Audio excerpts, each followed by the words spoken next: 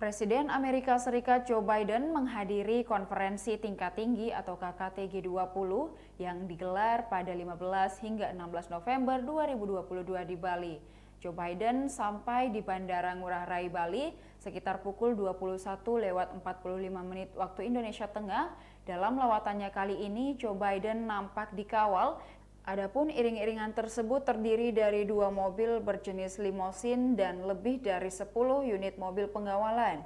Selain dikawal, Joe Biden juga membawa mobil kepresidenan AS yaitu Cadillac One atau yang lebih dikenal dengan The Beast.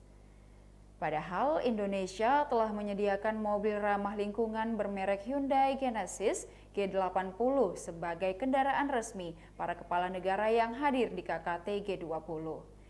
Jika dilihat dari spesifikasinya, The Beast memang mobil yang disediakan khusus untuk Presiden Amerika Serikat.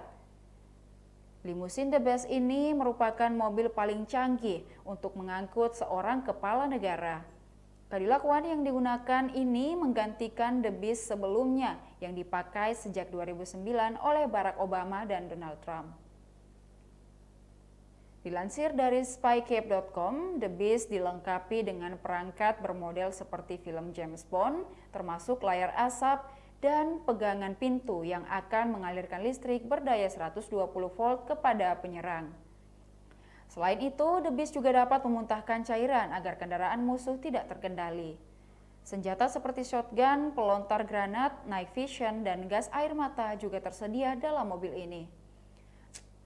Adapun The Beast memiliki berat antara 8 hingga 10 ton dengan bodi terbuat dari pelat baja setebal 8 inci untuk melindungi dari potensi serangan bom, serta 5 inci jendela yang dapat mencegah peluru Magnum 44. Kemudian untuk interior The Beast dapat mencegah serangan kimia.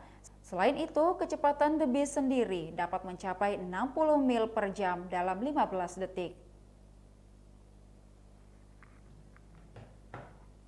Demikian Tribun Hot News hari ini. Tribuners, saksikan berita Hot News lainnya hanya di kanal YouTube dan Facebook Tribun Timur.